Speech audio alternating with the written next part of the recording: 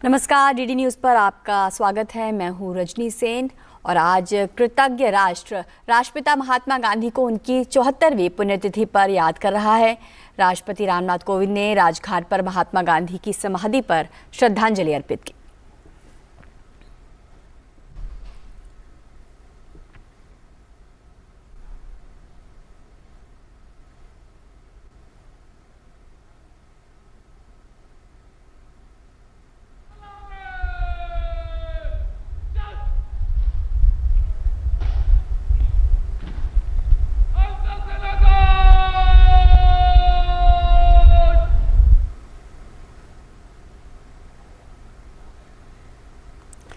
प्रधानमंत्री नरेंद्र मोदी ने महात्मा गांधी की 74वीं पुण्यतिथि पर उन्हें राजघाट पर जाकर श्रद्धांजलि दी और कहा कि बापू के नेक आदर्शों को और लोकप्रिय बनाने का ये हमारा सामूहिक प्रयास है। आज शहीद दिवस पर पीएम ने उन सभी महानुभावों को श्रद्धांजलि अर्पित की जिन्होंने साहसपूर्वक देश की रक्षा की। पीएम ने कहा कि उनकी सेवा और वीरता को हमेशा याद किया जाएगा।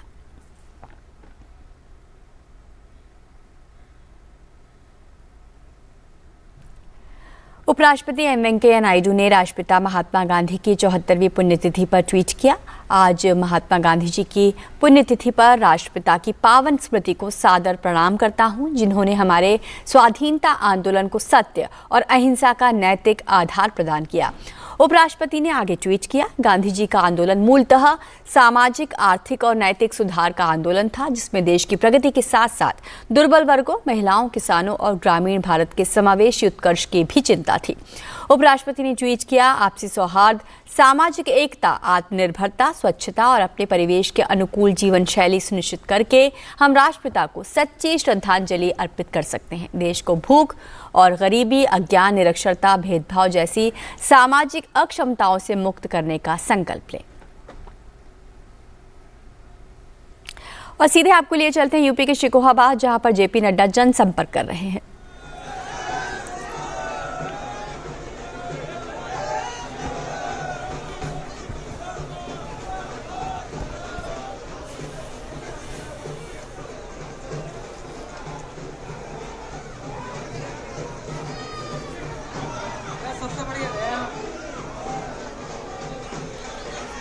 तो उत्तर प्रदेश में चुनावी लहर जोरों पर है और शिकोहाबाद में इस वक्त भाजपा अध्यक्ष जेपी नड्डा जनसंपर्क अभियान के लिए सड़कों गलियों में उतरे हैं। लोगों से सीधा संपर्क साधने की एक कोशिश है और विकास की राजनीति का मुद्दा लेकर भारतीय जनता पार्टी उत्तर प्रदेश के विधानसभा चुनावों में उतरी है और लोगों से घर घर जाकर बीजेपी के तमाम बड़े नेता संपर्क साधने की कोशिश कर रहे हैं। और गृह मंत्री अमित शाह और मुख्यमंत्री भूपेंद्र पटेल ने महात्मा गांधी की पुण्यतिथि पर अहमदाबाद के साबरमती रिवर फ्रंट पर आयोजित एक कार्यक्रम में उन्हें श्रद्धांजलि दी। अमित शाह ने यहाँ चरखा चलाया। इस अवसर पर उन्होंने गांधी जी की एक भव्य चित्र का अनावरण भी किया।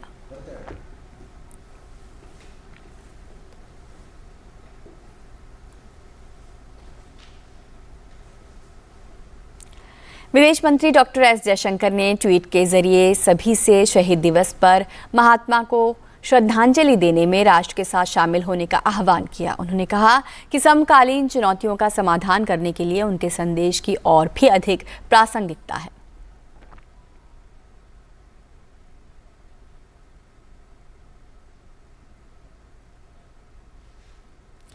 प्रधानमंत्री नरेंद्र मोदी ने आज मन की बात कार्यक्रम में कहा कि देश में पद्म पुरस्कारों से सम्मानित लोगों के जीवन से महत्वपूर्ण शिक्षा लेनी चाहिए। उन्होंने कहा कि देश में शिक्षा के क्षेत्र में भी काफी विकास हो रहा है। साथ ही पीएम मोदी ने देश के भविष्य के लिए नई पीढ़ी के विचारों पर खुशी जताई।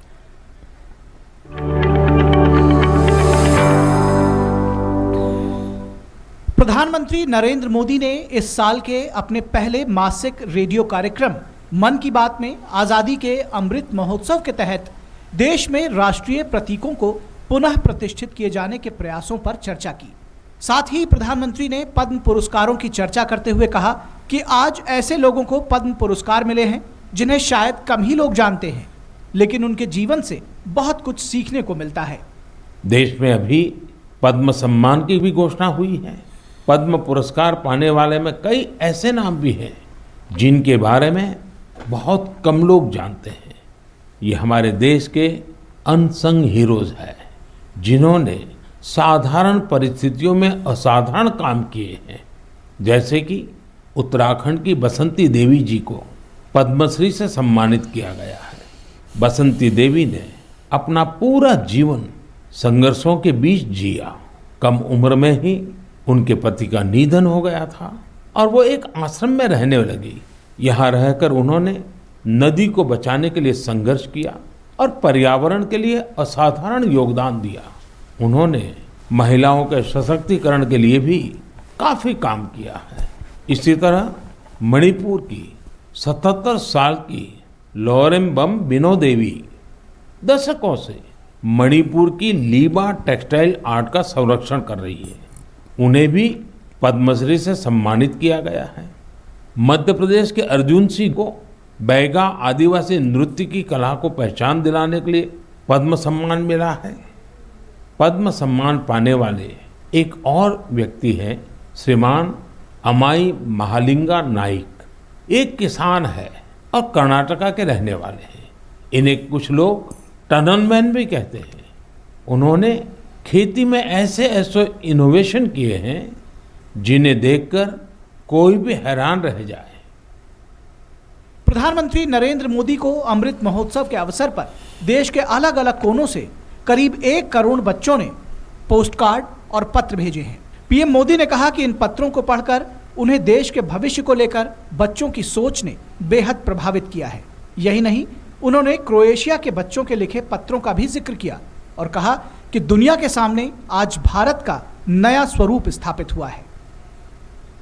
मुझे 1 करोड़ से ज्यादा बच्चों ने अपने मन की बात पोस्टकार्ड के जरिए लिखकर भेजी है। ये 1 करोड़ पोस्टकार्ड देश के अलग अलग हिस्सों से आए हैं, विदेश से भी आए हैं। इन पोस्टकार्ड्स में इस बात के दर्शन होते हैं कि देश के भविष्य के लिए हमारी नई पीढ़ी की सोच कितनी व्यापक और कितनी बड़ी है। मुझे भारत के मित्र देश क्रोएशिया से भी 75 पोस्टकार्ड मिले हैं। क्रोएशिया के जाग्रेब में school of applied arts and design के स्टूडेंट्स, उन्होंने ये 75 कार्ड्स भारत के लोगों के लिए भेजे हैं और अमृत महोत्सव की बधाई दी है। प्रधानमंत्री नरेंद्र मोदी ने मन की बात कार्यक्रम में देश में हर स्तर पर शिक्षा को लेकर बढ़ती जागरूकता को उजागर किया और कहा देश में अलग अलग क्षेत्रों से जुड़े लोग समाज के प्रति अपनी जिम्मेदारी का निर्वाह कर लोगों की मदद कर रहे हैं। उन्होंने खुशी जताई कि देश के प्रतिष्ठित शिक्षण संस्थाओं में उच्च शिक्षा के क्षेत्र में कई सराहनीय प्रयास देखने को मिल रहे हैं। मुझे बेहद खुशी है कि इस तरह के प्रयास उच्च शिक्षा के क्षेत्र में, खासकर हमारी अलग अलग IITs में निरंतर देखने को मिल रहे हैं। केंद्रीय विश्वविद्यालयों में भी इस प्रकार के प्रेरक उदाहरणों की कमी नहीं है। इस तरह के प्रयासों को और बढ़ाने के लिए पिछले साल सितंबर से देश में विद्यांजलि अभियान की शुरुआत हुई है। इसका उद्देश्य अलग अलग संगठनों, CSR और निजी क्षेत्र की भागीदारी से देश भर के स्कूलों में शिक्षा की गुणवत्ता में सुधार लाना है। विद्यांजलि सामुदायिक भागीदारी और ओनरशिप की भावना को आगे बढ़ा रही है। अपने स्कूल, कॉलेज से निरंतर जुड़े रहना, अपनी क्षमता के अनुसार कुछ न कुछ योगदान देना, यह एक ऐसी बात है जिसका संतोष और आनंद अनुभव लेकर ही पता चलता है। प्रधानमंत्री नरेंद्र मोदी ने मन की बात कार्यक्रम में देश की जनता के समक्ष बताया कि कैसे आज देश न सिर्फ अपने राष्ट्रीय चिन्हों को पुनर्स्थापित कर रहा है, बल्कि गौरवपूर्ण विरासत के साथ दुनिया में भारत की छवि को सकारात्मक रूप भी दे रहा है। Bureau report, DD news.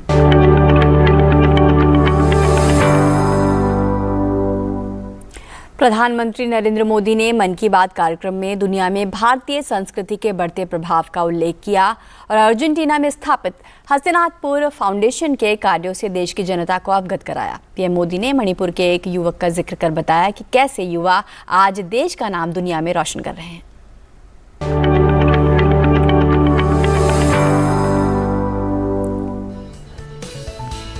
प्रधानमंत्री नरेंद्र मोदी ने अपने मन की बात कार्यक्रम में दुनिया में भारतीय संस्कृति और आध्यात्मिक शक्ति के प्रभाव का जिक्र किया और कहा कि आज दुनिया का ऐसा कोई कोना नहीं बचा है जहां भारतीय संस्कृति का डंका न बजता हो।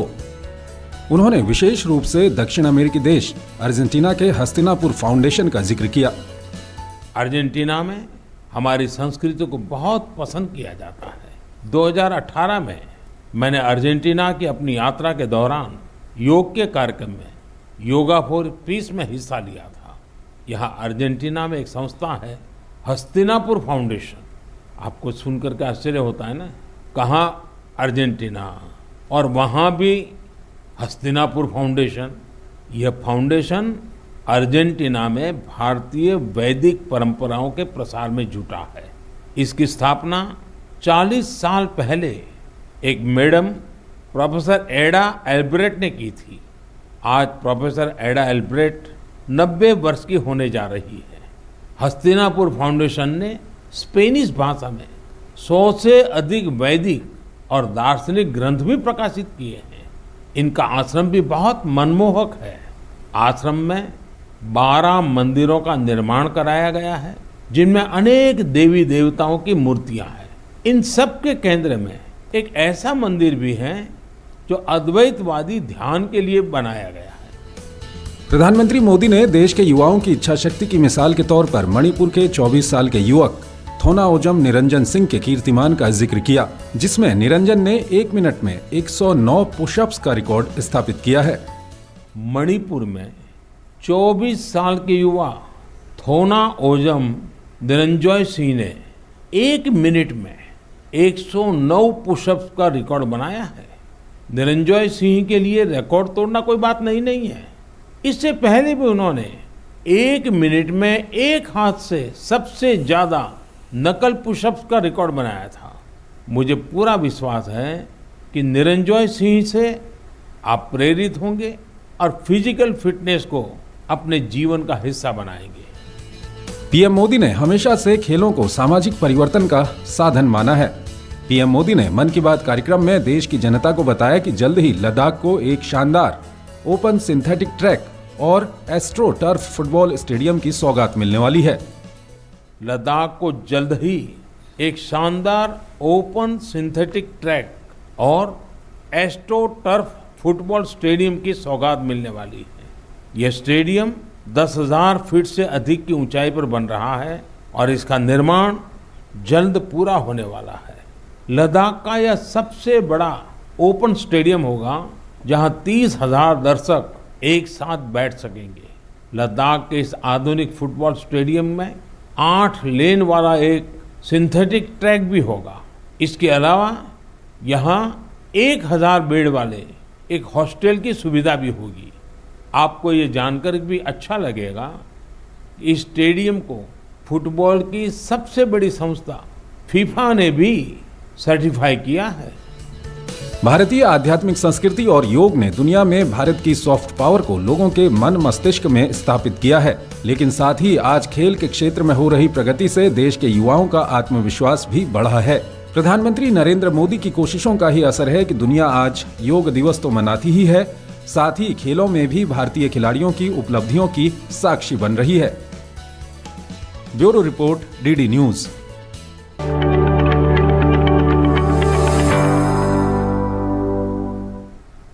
प्रधानमंत्री नरेंद्र मोदी ने भारतीय संस्कृति के प्रेम और करुणा के मूल्यों का जिक्र किया और बताया कि कैसे इन भारतीय मूल्यों के माध्यम से देश में पर्यावरण के साथ साथ वन्य जीवों का संरक्षण भी हो रहा है।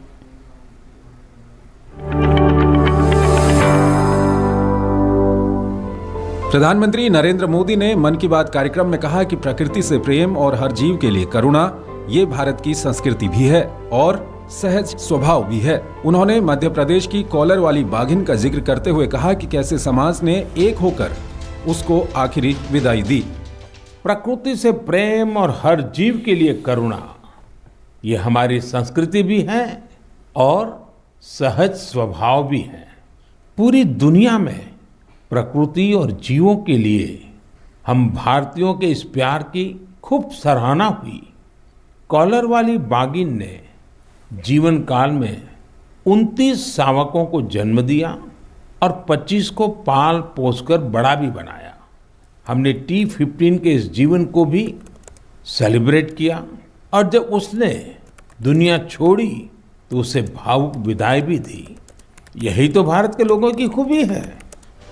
प्रधानमंत्री नरेंद्र मोदी ने प्रकृति से प्रेम और हर जीव के लिए करुणा के एक और उदाहरण के रूप में राष्ट्रपति के अंगरक्षकों के दस्ते के चार्जर घोड़े विराट का जिक्र किया।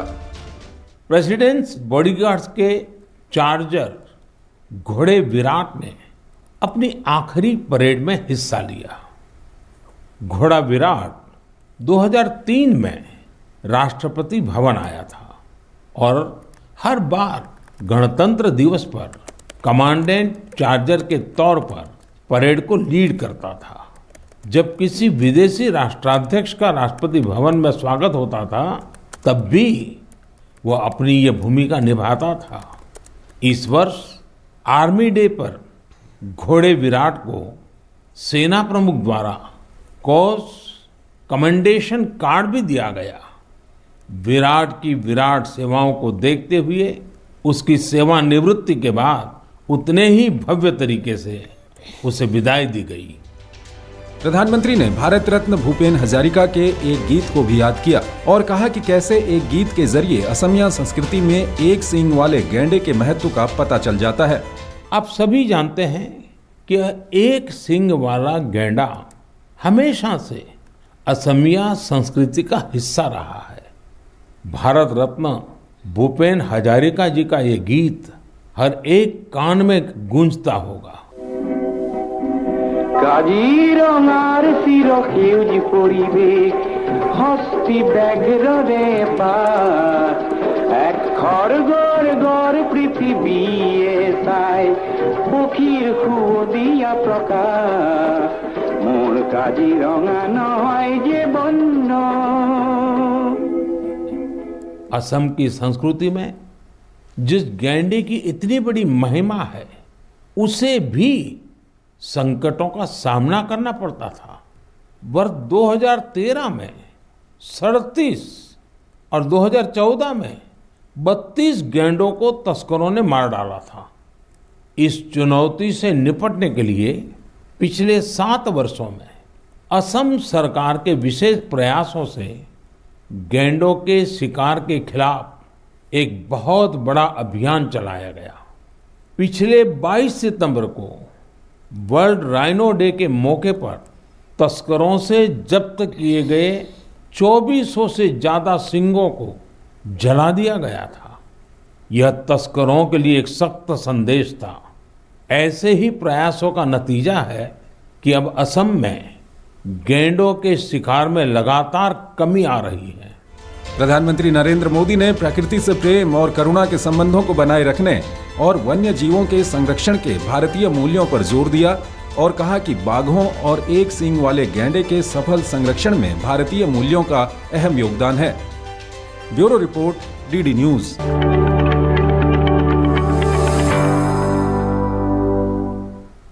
रुक करते हैं कुछ और खबरों का। जम्मू कश्मीर में सुरक्षा बलों ने 2 अलग अलग मुठभेड़ों में 5 आतंकियों को ढेर कर दिया है। जम्मू कश्मीर पुलिस के मुताबिक बड़गाम के चरार शरीफ इलाके में जो आतंकी मारे गए वो लश्कर और टीआरएफ के लिए वो आतंकी काम कर रहा था। इसके पास से एक AK-56 राइफल और संदिग्ध सामान भी मिला है। वहीं पुलवामा के नायरा इलाके में जैश-ए-मोहम्मद के 4 आतंकियों को मुठभेड़ में मार गिराया गया है। इस मुठभेड़ पर पुलिस ने जो जानकारी दी है उसके अनुसार लंबे समय से जैश कमांडर जाहिद बानी की तलाश पुलिस कर रही थी और जब इनपुट मिला तो सुरक्षा बलों ने सर्च ऑपरेशन शुरू कर दिया। इसके बाद मुठभेड़ हुई और उसमें जाहिद बानी और पाकिस्तानी आतंकवादी कातिल सहित 3 अन्य आतंकवादी पुलवामा में मारे गए हैं। 2 जगह स्पेसिफिक इनपुट मिला था जिस पर ज्वाइंट ऑपरेशन लॉन्च किया गया, जिसमें बडगांव में एक लश्कर तैयबा का लोकल टेररिस्ट मारा गया और पुलवामा में 4 टेररिस्ट मारे गए, जिसमें जो जाहिद वानी हम सब जानते हैं जैश का टॉप कमांडर था और इसका भाई भी जो है मीर जो की बन प्लाजा अटैक में इन्वॉल्व था, अभी जेल बंद है और उसी का भाई जाहिद वानी है। 2017 से एक्टिव था, बहुत सारे किलिंग में इन्वॉल्व था, रिक्रूटमेंट में इन्वॉल्व था और समीर डार के मरने के बाद यह डिस्ट्रिक्ट कमांडर था, इनफैक्ट कि जेश का चीफ था पूरे वैली का। और ये बहुत अच्छा ऑपरेशन हुआ है और मैं सिक्योरिटी फोर्स को, पुलिस को, सबको मुबारकबाद देना चाहता हूँ इसके लिए। वहीं मेजर जनरल प्रशांत श्रीवास्तव ने बताया कि जैश कमांडर जाहिद मंसूर वानी 2017 से विभिन्न आईईडी हमलों के पीछे के मास्टरमाइंड था। As you're aware that these ops and this particular op was not an isolated operation. This was part of a series of human intelligence-based operations that have been undertaken in 15 Corps in the past few months. This, of course, with this success, and as IGP Saab has said, we have taken a very important step in neutralizing the threat of Jaish-e-Mohammed in this area. I would like to briefly highlight that with neutralization of Zahid Manzoor Wani, who was the chief of Jaish-e-Mohammed in this entire area, we have actually eliminated one of the masterminds of various IED attacks that have taken place. He was also involved in extensive recruitment of young boys. He misled all of them to their untimely death. वहीं IGP Vijay Kumar ने बताया कि इस साल अब तक घाटी में 11 मुठभेड़ों में 21 आतंकी मारे गए हैं। इस महीने में अभी तक 11 इनकाउंटर हुआ है, जिसमें 21 टेररिस्ट मारे गए। उस 21 से 8 टेररिस्ट पाकिस्तानी हैं। संसद का बजट सत्र सोमवार को दोनों सदनों में राष्ट्रपति के अभिभाषण के साथ शुरू होगा। इसी दिन वर्ष 2021 और 22 का आर्थिक सर्वेक्षण भी सदन में रखा जाएगा। वित्त मंत्री निर्मला सीतारमण मंगलवार को केंद्रीय बजट पेश करेंगी। कोविड सुरक्षा संबंधी निर्देशों का पालन सुनिश्चित करने के लिए दोनों सदनों की कार्यवाही अलग अलग पारी में होगी। राज्यसभा की कार्यवाही सवेरे 10 बजे से दोपहर बाद 3 बजे तक और लोकसभा की शाम 4 बजे से रात 9 बजे तक होगी। बजट सत्र का पहला चरण अगले महीने की 11 तारीख तक चलेगा। दूसरा चरण 14 मार्च से 8 अप्रैल तक होगा।